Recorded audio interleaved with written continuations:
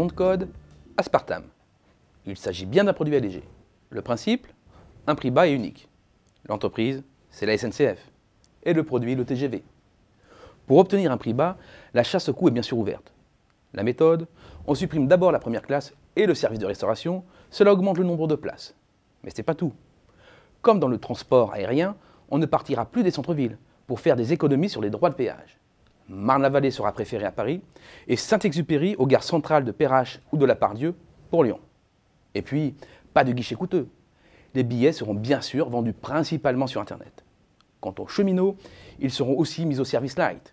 D'abord, ils devront parfois donner un coup de main aux sociétés pour nettoyer les rames. Et puis, il faudra se contenter d'un salaire à mi-chemin entre celui d'un conducteur de TER et celui d'un TGV. Pour le client, le prix fixé sera 25% moins élevé que le billet moyen d'un TGV loisir.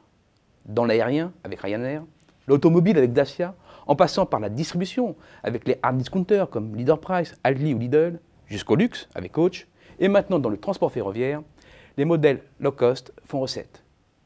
Et c'est un fait. Les modèles d'affaires qui enregistrent les plus fortes croissances mis sur une chaîne de valeur élaguée.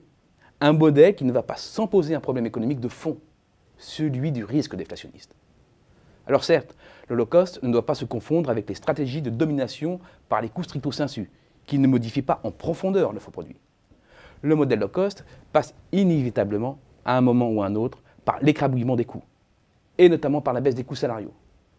Prenons l'exemple dans l'aérien, que veut imiter la SNCF. Quand le personnel représente 30% des coûts d'Air France ou 24% de ceux de Lufthansa, ce chiffre tombe à 12% chez Ryanair.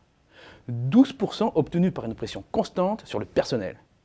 Mais pour proposer des prix bas, il faut aussi mettre la pression sur les fournisseurs. Un simple exemple, cette fois, dans la distribution. Le hard discount est désormais bien installé en France, mais sur des petits formats, des petits supermarchés, dont l'essentiel du chiffre d'affaires est réalisé dans l'alimentaire.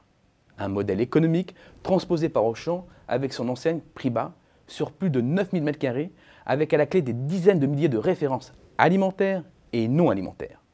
9000 m² à prix cassé.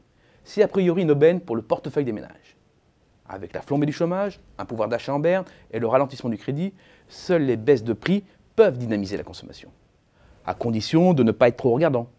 Car c'est bien la relative indifférence des consommateurs à l'égard de l'origine des produits qui permet aux distributeurs de casser les prix en se fournissant dans les pays à bas coût.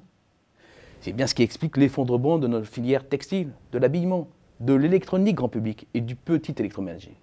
Et quand s'approvisionner à l'étranger n'est pas possible, les fournisseurs locaux sont étranglés et leurs marges sacrifiées.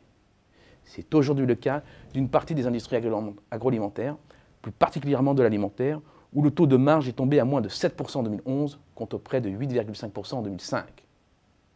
La success story du low cost et du hard discount n'est pas sans danger. Si dans un premier temps, la baisse des prix ravit les consommateurs, la déflation est un poison mortel.